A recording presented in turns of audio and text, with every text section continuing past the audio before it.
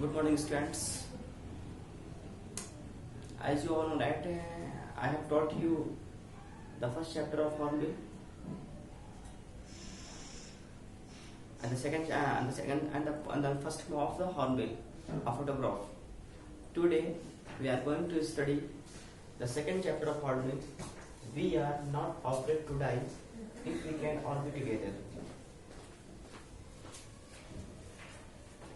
Okay. First of all, let us see the meaning of this title. What does this title mean to?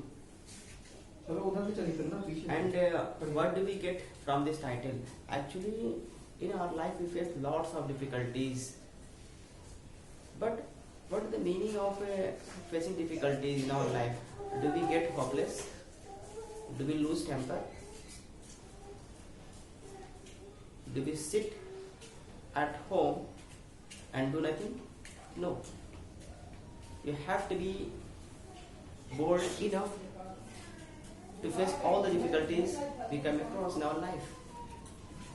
If you do that, really, if you have a strong willpower, you can overcome everything.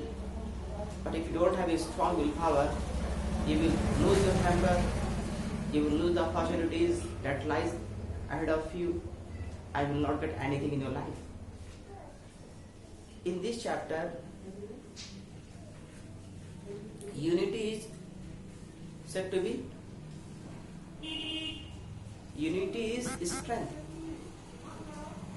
As we go through this chapter, we will see the unity. First of all, let me tell you the character which has been given in the chapter. Now see the other,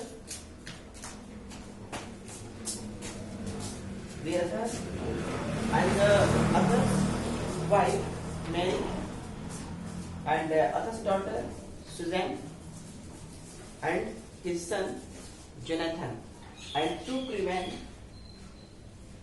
The name of the two crewmen given in the book I will tell you later. And Captain James Cook. He was an explorer 200 years ago. In the same way, Arthur wanted to explore the world with the help of his boat. The name of the boat was Wave Walker. Wave Walker.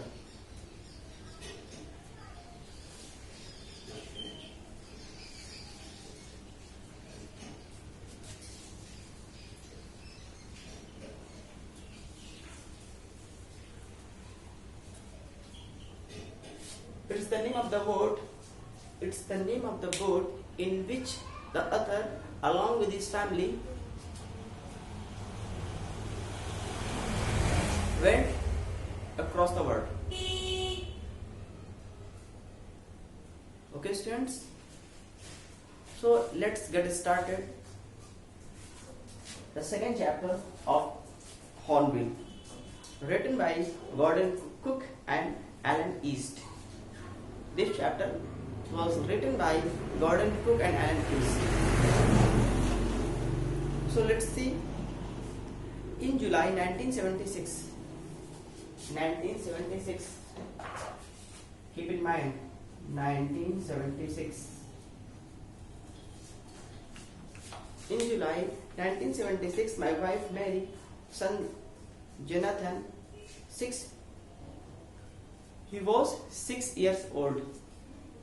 Jonathan was 6 years old, and daughter Suzanne was 7 years old. And I set sail from Plymouth, England, to duplicate the round the world voyage made 100 years earlier by Captain James Cook. Actually, I told you earlier, the writer, the author, wanted to explore the world with the help of Wave Walker, and he wanted to repeat the same as Captain James Cook did. 200 years ago, 200 साल पहले जिस journey को captain James cook ने समुद्र के जरिए explore किया था, उसी चीज को ऑथर जो राइटर हैं इस चैप्टर के, वो भी वर्ल्ड को एक्सप्लोर करना चाहते थे अपनी फैमिली के साथ एक बोट में, और उस बोट का नाम था वेव वॉकर।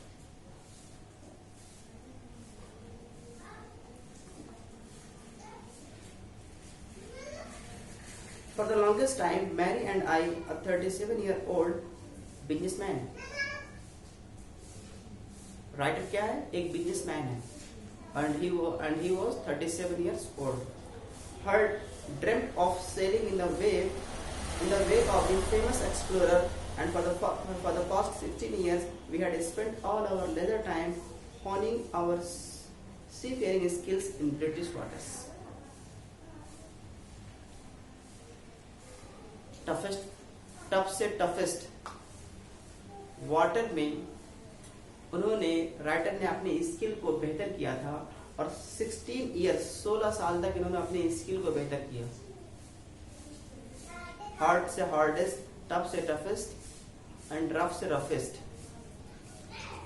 वाटर में अपनी स्किल को उन्होंने बेहतर किया कि किस तरीके से अगर मैं पूरे वर्ल्ड का एक्सप्लोर करता हूँ एक बोट में, तो अगर मेरे सामने डिफिकल्टीज अगर आती हैं, प्रॉब्लम्स क्रिएट होती है, तो किस तरह से मैं टैकल करूँगा। इन सारी चीज़ों को सीखने में उन्होंने 16 साल लगा दिए अपनी वाइफ के साथ। इंग्लैंड में एक जगह है प्लाईमाउथ, वहाँ से उन्होंने अपनी जर्नी स्टार्ट की थी। और boat wave walker, a 23 meter 30-ton wooden hulled beauty, had been professionally built, and we had spent months fitting it out and testing it in the roughest weather that we could find.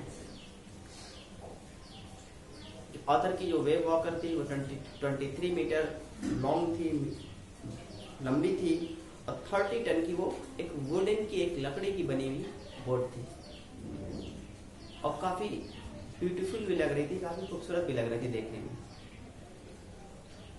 और उसको इसीलिए बनाया ही गया था, professionally इसीलिए इसको build किया गया था कि उसको बनाने के बाद राइटर उसमें बैठकर वो पूरे वर्ल्ड को एक्सप्लोर करना चाहते थे, एक पूरे दुनिया का चक्कर लगाना चाहते थे।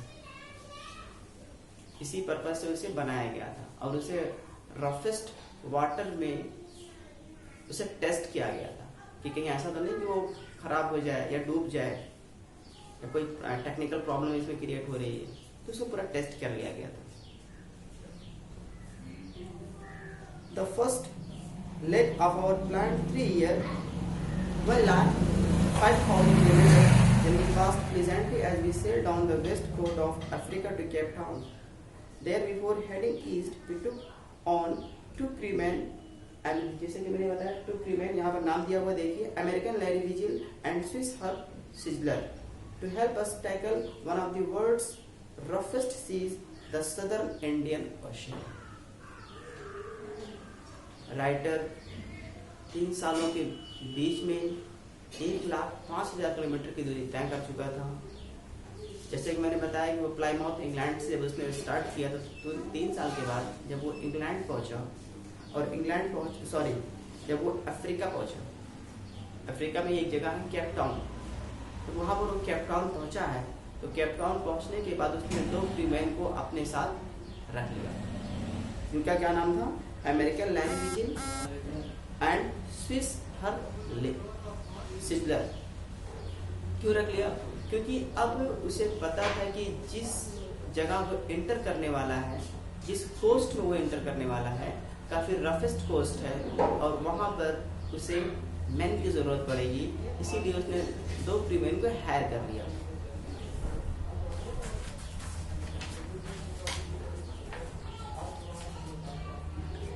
On our second day out of Cape Town, we began to encounter strong gales. For the next few weeks, they blew continuously. Gales did not worry me, but the size of the waves was alarming, up to 15 meters as high as our mainmast.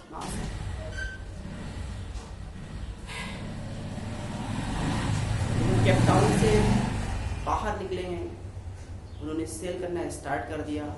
तो 2 दिन के बाद क्या हुआ, second day क्या हुआ, strong Gales, Gales means होता है विंड, स्ट्रॉन्ग विंड्स काउंटर करने लगे, फेस करने लगे, स्ट्रॉन्ग विंड्स वहां पर ब्लो करने लगी, बहने लगी, और कुछ हफ्तों तक लगातार चलती रही, परेशान करती रही, चलती रही।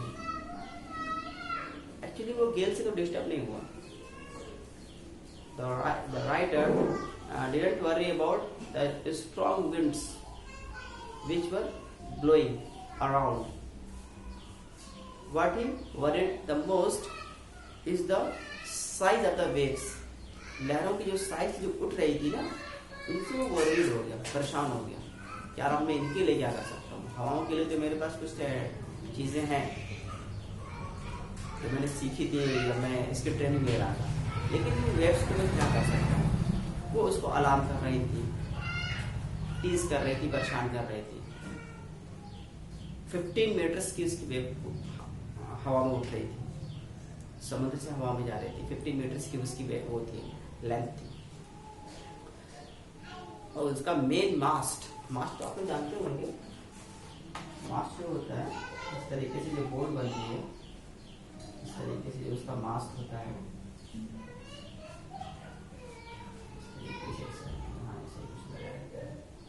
जो मास्ट होता है इसी को मास्ट कहते हैं। वहां तक जाकर वो टकरा रही थी, हिट कर रही थी वो waves. December 25th found us 3,500 kilometers east of Cape Town. Despite atrocious weather, we had a wonderful holiday complete with a Christmas tree. New Year's Day saw no improvement in the weather, but we reasoned that it had to change soon, and it did change for the worse. Actually, as we all know that on 25th December, this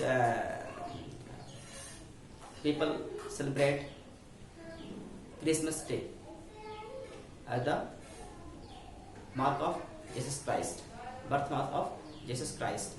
So पूरी दुनिया में ये खास तौर से Europe country में लोग Jesus Christ का बर्थडे सेलिब्रेट करते हैं 25 सितंबर को, सॉरी दिसंबर को। तो क्या हुआ कि 25 दिसंबर को जो हवाएं थी थोड़ी बहुत क्या नाम है शांत हुई, थोड़ा कम हुई, लेकिन जो मौसम था वो बदल गया। हवाएं तो कम हुई, लेकिन जो वैसा मौसम था, जो वेदर था, काफी क्रूल हो गया। एट्रोसियस में होता है क्रूल, काफी क्रूल वेदर वहां पर हो गया, जिस जगह से वो पास हो रहे थे, गुजर रहे थे। और जैसे कि समुद्र में अगर आप यात्रा करें तो फिर आपको पता चलेगा कि हर वक्त वहाँ पर जिंदगी को खोने का खतरा होता है। Every time you face the difficulties as you go ahead. तो वहाँ पर क्या हुआ कि 25 दिसंबर को जब उन्होंने 3,500 किलोमीटर केपटाउन के ईस्ट की तरफ अपनी जर्नी को कंप्लीट कर लिया था, तो मौसम काफ़ी ख़राब हो गया। लेकिन वो बता रहे हैं, राइटर बता रहे हैं कि एक्चुअली मौसम तो ख़राब हुआ, लेकिन जो 25 दिसंबर था, हम लोग उसे सेलिब्रेट करना चाह रहे थे, एक वंडरफुल डे उसको।